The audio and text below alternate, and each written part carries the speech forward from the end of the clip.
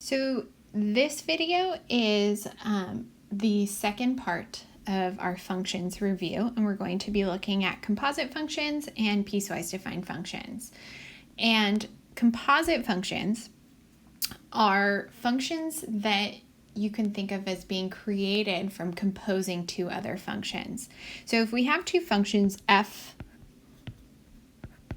and g, there are two different composed functions that we can make. The first would be f composed with g, and this is the notation for that. So it's an open circle between the function names.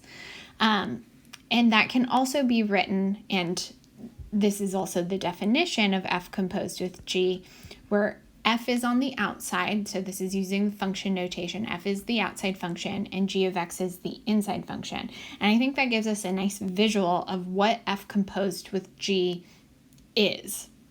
So if we have the functions f and g, f would be the outside function, and we would be evaluating the function f at the function g. And then there's the description of the domain, but I'll talk more when we actually start composing functions about how to determine the domain of the composed function. And then the other composed function that we can make from the functions f and g is g composed with f. So where g would be the outside function and f would be the inside function. So we would be evaluating the function g at the function f. I like to think whenever I use the composite functions, I think of like the Russian nesting dolls where you open up one doll and there's another doll inside. The reason that we are reviewing composite functions is because we're going to want, in order to find the derivative or to integrate certain functions, we're going to want to think of the function as being a composite function. So instead of doing what we're about to review, where we're going to be given two functions and figure out what the composed functions look like, you would be given a single function and you would think about how it could be decomposed into two other functions. Okay, so if we have these two functions, f of x is equal to the square root of 2 minus x and g of x equals to x squared plus 2, we want to find f composed with g and the function g composed with f. So we're creating two new functions from the functions f and g. And we're also going to, for fun, state the domain of each of those new functions. So let's first find the function f composed with g. And for function notation, I'm going to put the f composed with g, fog. You might have heard Miss Walters refer to this as fog, fogging off. So f composed with g can be written like that of x, where f composed with g, that's the function name. Just like f is the function name here, g is the function name here, well, the function name here for this new function would be f composed with g. And we can also write that as f evaluated at g of x, okay, where f is the outside function. So I'm going to write the function f first, and where there was an x, I'm going to put parentheses, because now I'm going to input the function g of x, the rule for the function g of x, in where x was for f. Okay, so g of x is now replacing the x in the function f.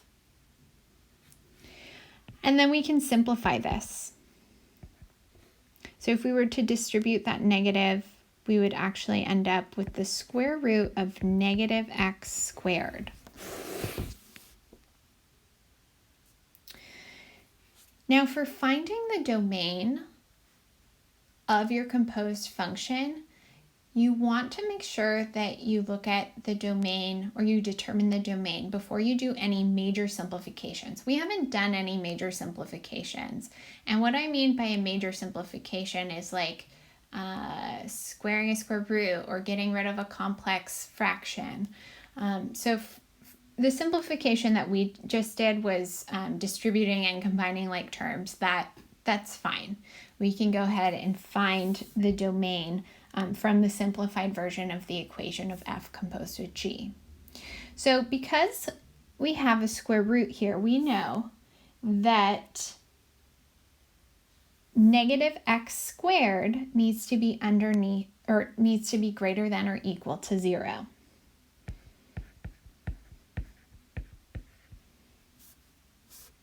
Okay, this is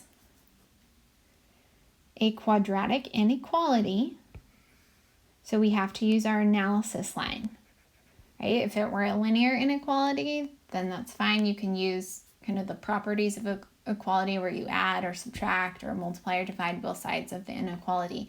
However, because this is a higher degree inequality, we need to do the analysis line, and we're going to put the value that would make the left-hand side equal to 0 on the analysis line, and that would be 0.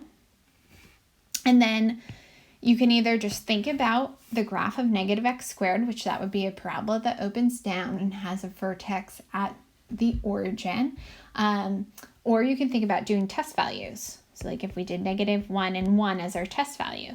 Well, if we plug in negative 1 into negative x squared, negative 1 squared would be 1, but then times that negative 1 would be negative. And then if we plug positive 1 in, well, positive 1 squared is 1, but then times that negative 1 would be negative. Okay, so then we think, okay, well, if to the left of 0, negative x squared gives us negative values, any value to the left of 0 would give us a false statement in the inequality. And any value to the right of 0 would also give us a false statement, because we would have a negative number greater than or equal to 0, and that's false. However, if we were to plug 0 into that inequality, we would actually have a true statement. So the funny thing here is the composed function actually only has a domain with one element, and that element is 0. So the domain would literally be from 0 to 0, or you can just write that like so.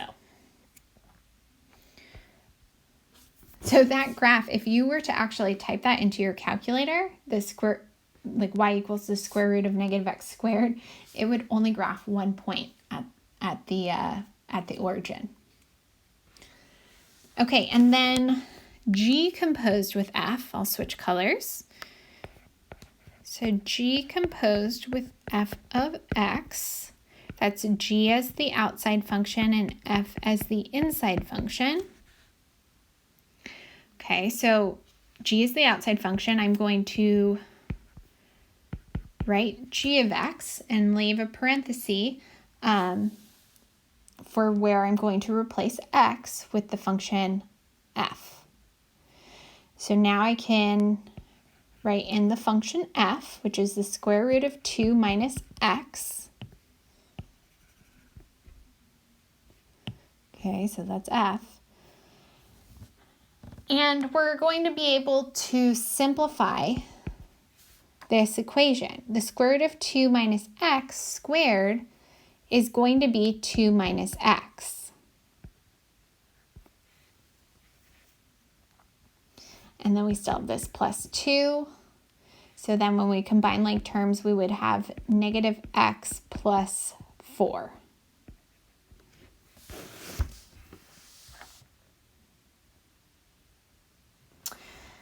Okay, now for finding the domain, you have to be careful because we did do a major simplification there. When we squared the square root of 2 minus x, we lost a domain restriction. Because we do have the square root there, we know that whatever's underneath the square root needs to be greater than or equal to 0. So 2 minus x has to be greater than or equal to 0. And if I were to add x to each side, I can flip that around. X has to be less than or equal to 2. And in interval notation, that inequality would be represented as negative infinity to 2, where 2 is included. And if you graph this, actually I can do this in Desmos. Let me pull up Desmos.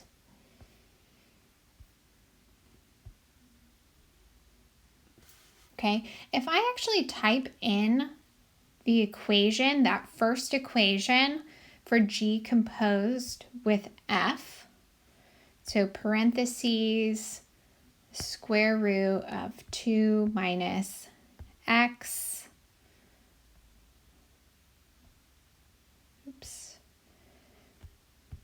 squared plus 2, notice that the graph looks like a line. Actually, the line negative x plus 4, right? Y-intercept of 4, slope of negative 1. However, you can see that the line stops at 2. And that's because of that domain restriction. So the graph looks like the simplified equation. However, it has that original domain restriction. I always think that's kind of cool. So again, composite functions. We're reviewing composite functions because when we want to take the derivative of certain functions, like even if we wanted to take the derivative of the function f here, you'll see that we're going to eventually need to think of that function as being a composite function.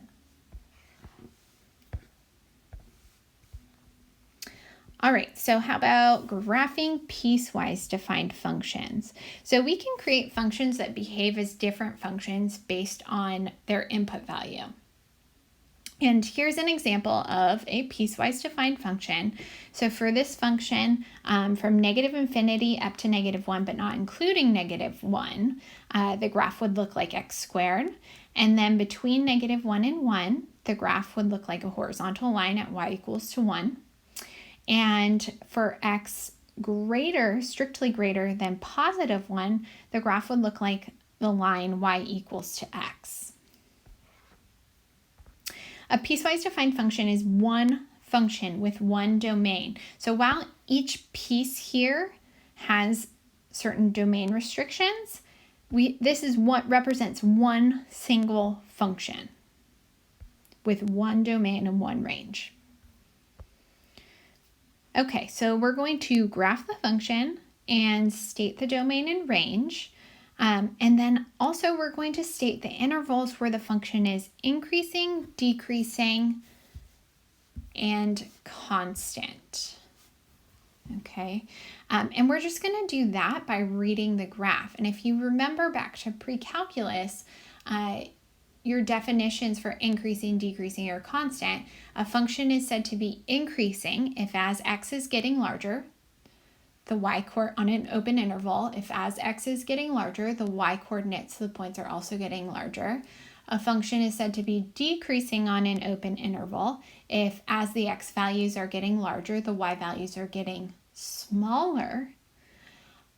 Or is constant if on an open interval, as x is getting larger, the y values are staying the same.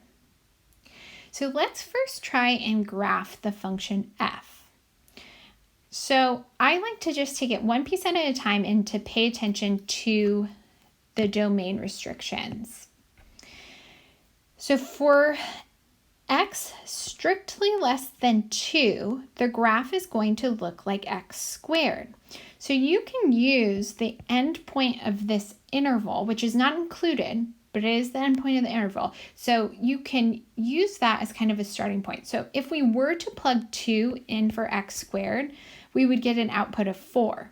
Because 2 is not included in that interval on the graph, I'm actually going to use an open circle at the point 2, 4 to show that there's not actually a point at 2, 4, but directly to the left of 2 is going to be defined and look like the graph of x squared.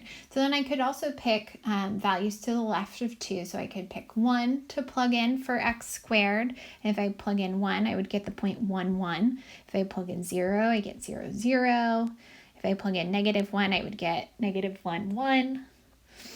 And then negative 2, I would get 4. If I plug in negative 3, I would get positive 9.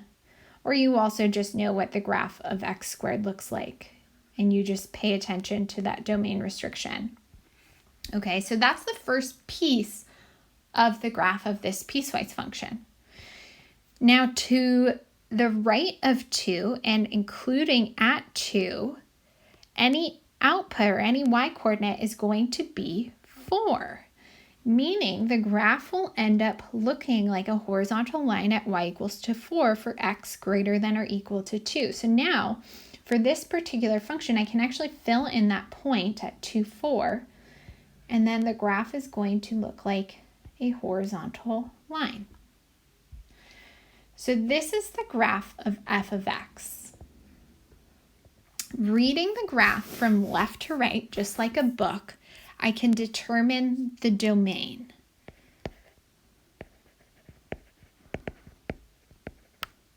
And the domain here, and you can also see it just from looking at the domain of each piece and combining them, the domain ends up being all real numbers, which in interval notation we write as negative infinity to positive infinity.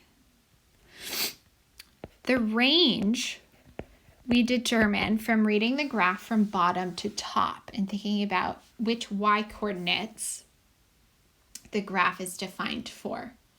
So reading the graph from bottom to top, I see that our range starts at 0 and goes to infinity.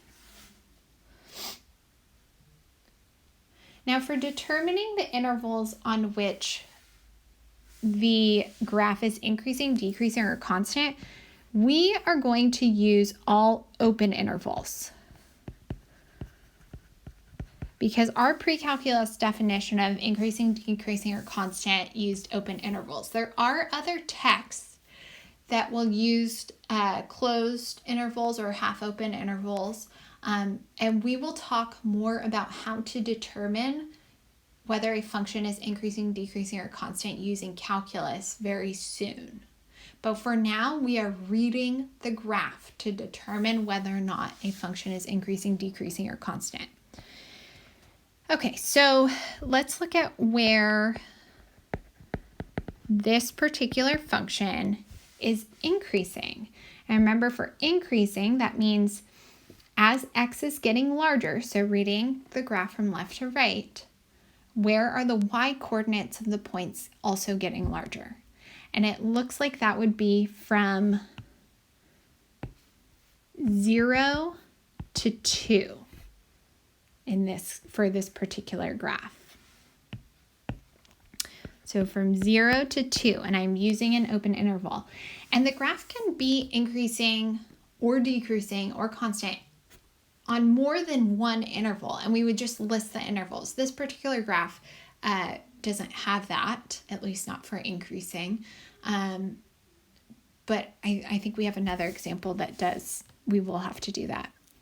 Okay, so now let's look at this graph again to determine where it is decreasing.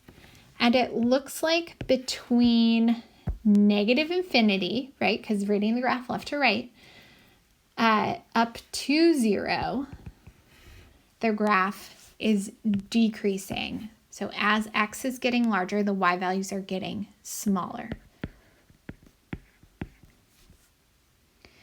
And then for constant, so the interval for as x is getting larger, y is staying the same, that looks like that would be the interval from 2 to positive infinity.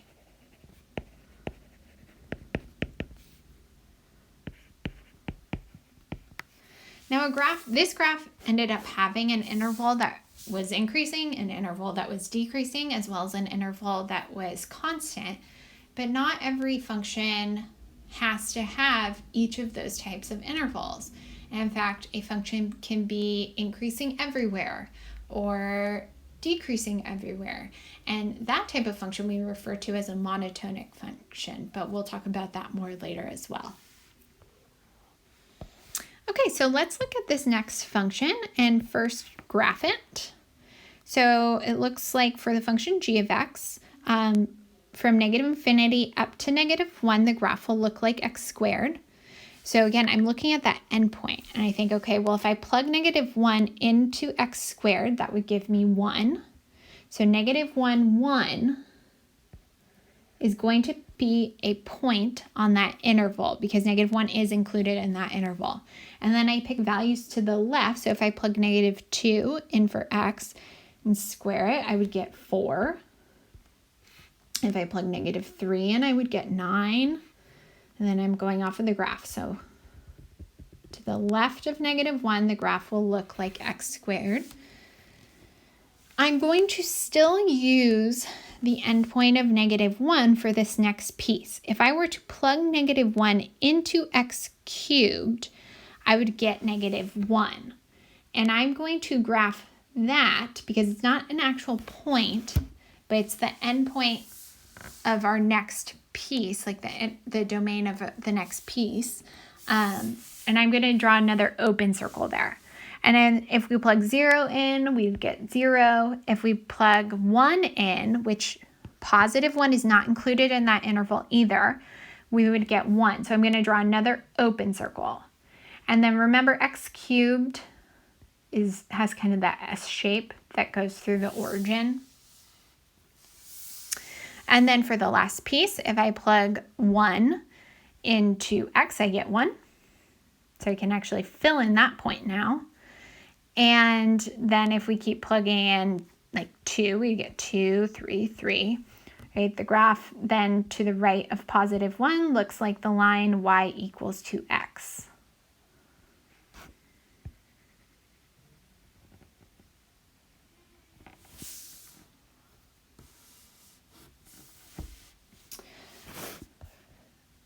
Okay, so domain of the function g.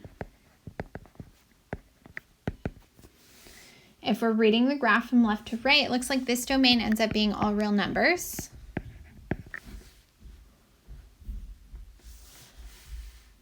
And the range, reading from bottom to top, looks like it begins at -1, right? This point here, that's the open circle. It's not actually a point, right? Because it's an open circle.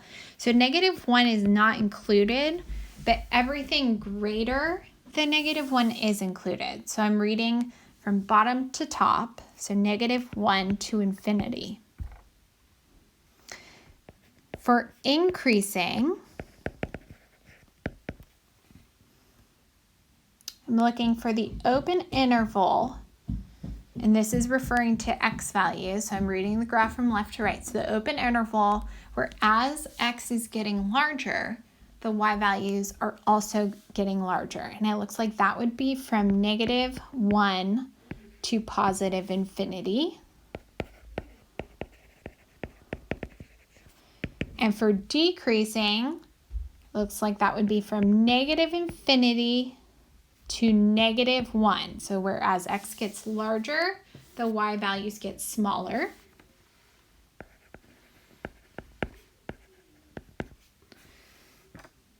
And it doesn't look like actually this graph would not, there's no open interval where the graph would be constant. So put an empty set symbol. Now, a common question that I get is, well, what about at x equals to 0, right? It looks like the graph kind of levels out there. And the funny thing is, we would say that the slope of the tangent line to the curve there is actually equal to 0 because the graph levels out. However, you cannot create an open interval around a single point. And if we fall back on our pre-calculus definition of increasing, we would say that for the function to be increasing on an open interval as x gets larger, the y values get smaller. So the x value directly to the left of x equals to 0, and you could think of that as being a really, really small number, very, very close to 0, would be less than the y-coordinate at x equals to 0. And then any value directly to the right of 0 would be slightly larger.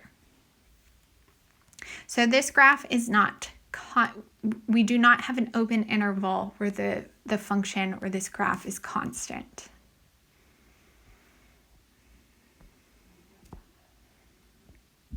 Okay, continuous versus discontinuous. Continuous implies that there are no holes or jumps in a graph. So basically, you could trace the entire graph without ever picking up your pencil. That's, for now, our definition of continuous. And we are going to come up with a new definition for a function being continuous after we have studied limits. A function that is discontinuous describes a graph with holes or jumps. So the graph cannot be drawn in one motion without picking up your pencil.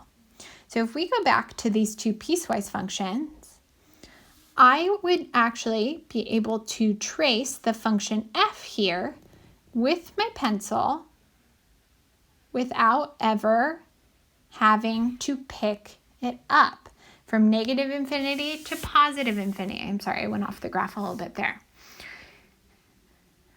So we could actually say that the function f would be continuous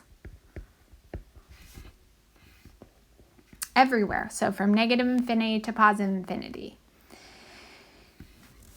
G of x, however, if I'm tracing from negative infinity and going to the right towards positive infinity, notice that I would have to lift my pencil at x equals to -1 in order to continue tracing the graph. So we would actually say that the graph of G is discontinuous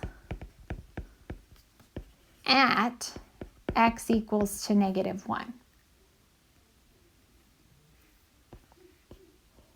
Okay, so that's our basic definition for now of a continuous function or a discontinuous function.